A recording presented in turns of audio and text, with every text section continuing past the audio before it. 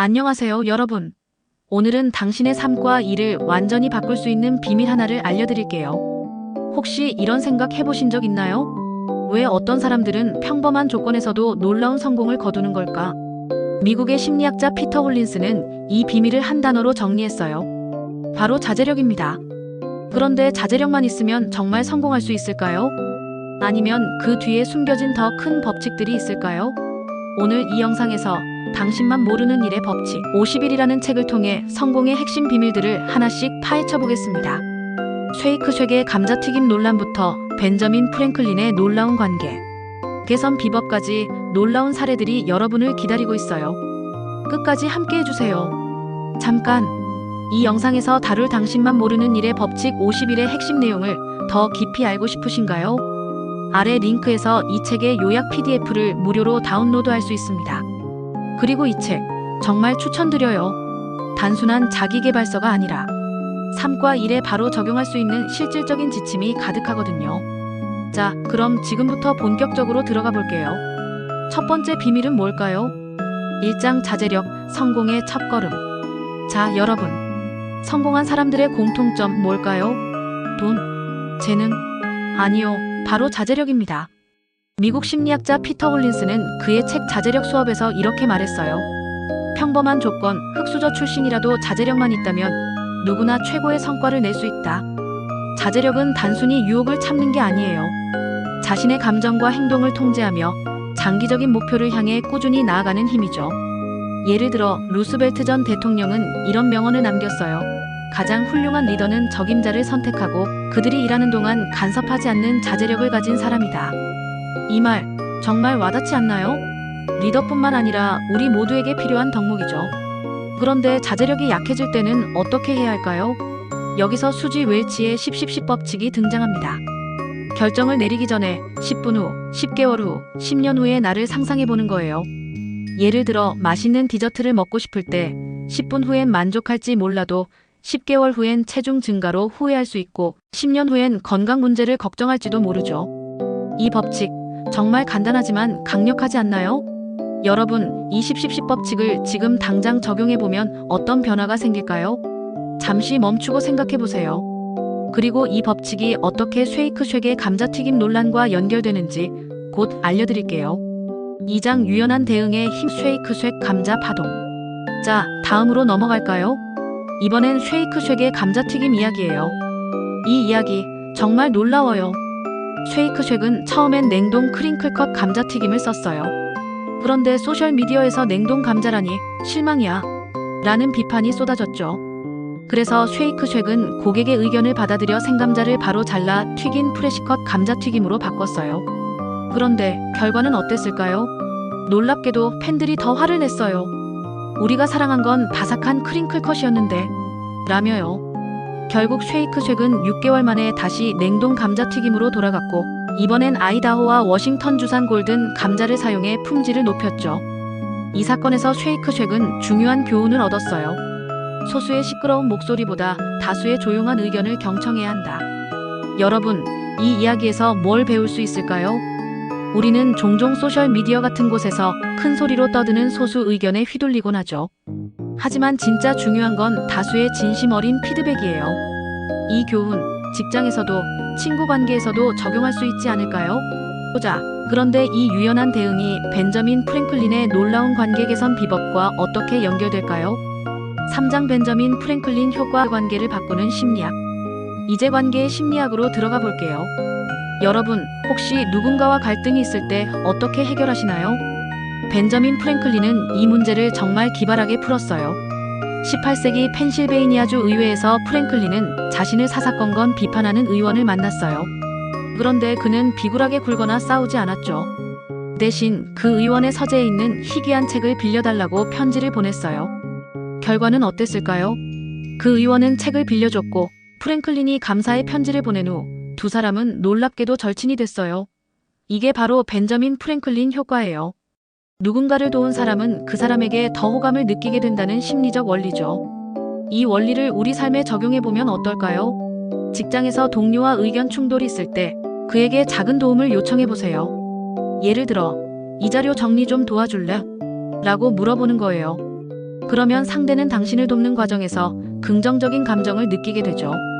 이 간단한 비법 정말 강력하지 않나요? 보자. 그런데 이 심리적 원리가 축구 페널티킥과 무슨 관련이 있을까요? 조금 이상하게 들리죠? 다음 장에서 그 비밀을 풀어볼게요. 사장 행동 편향과 침착한 의사결정. 이제 스포츠 이야기로 가볼까요? 이스라엘 학자 마이클 바일리는 축구 페널티킥을 연구했어요. 놀라운 사실은 페널티킥에서 공이 골대 중앙으로 갈 확률이 3분의 1인데도 골키퍼는 거의 항상 왼쪽이나 오른쪽으로 몸을 날린다는 거예요. 왜일까? 이건 행동 편향 때문이에요. 가만히 있는 건 노력을 안 하는 것처럼 느껴지니까 잘못된 방향이라도 움직이는 게 심리적으로 편한 거죠. 여러분도 이런 경험 있지 않나요? 직장에서 마감 압박에 시달릴 때 제대로 검토하지 않고 성급히 결정을 내린 적 말이죠. 이 사례는 우리에게 침착함의 중요성을 알려줘요. 중요한 순간엔 잠시 멈추고 상황을 분석하는 자제력이 필요하죠.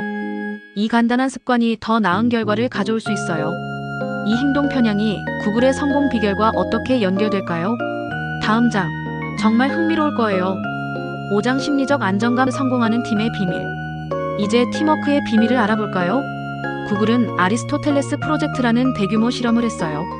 4년간 180개 팀을 분석한 결과 성공하는 팀의 비결은 뛰어난 인재가 아니라 심리적 안정감이었어요. 심리적 안정감은 팀원들이 자유롭게 의견을 내고 실수를 해도 비난받지 않을 거라는 믿음이에요. 이런 팀에선 아이디어가 활발히 공유되고 문제 해결이 빠르게 이뤄지죠.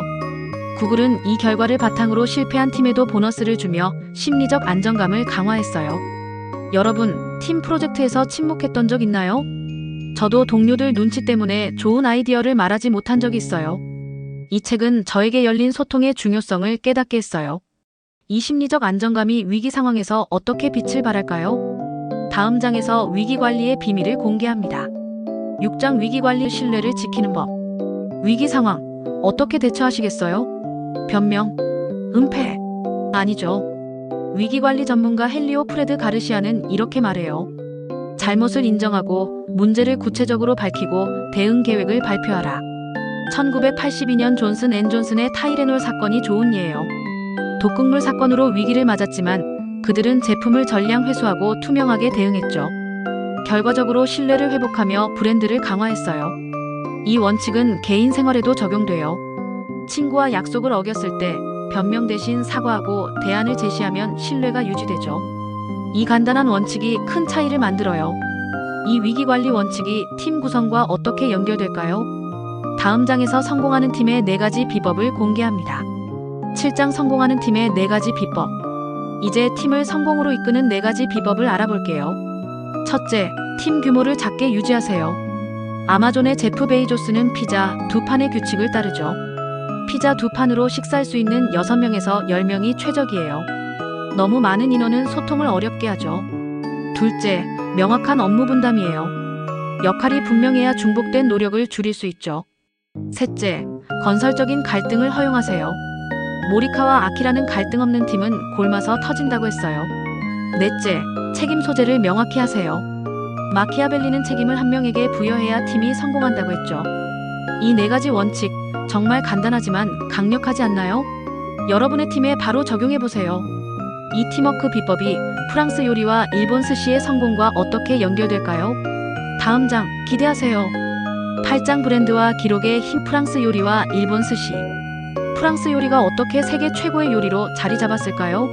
마리 앙투안 카렘이 모든 레시피를 체계적으로 기록하며 브랜드 가치를 높였기 때문이에요. 기록은 신뢰와 가치를 만들죠. 일본 스시는요? 셰프가 손님 앞에서 직접 만드는 한정된 공급이 희소성을 키웠어요. 그래서 사람들은 비싼 돈을 내고도 예약을 기다리죠. 이 2사례는 기록과 희소성이 브랜드를 만드는 비결임을 보여줘요. 여러분, 자신의 가치를 기록하고 강조해보세요.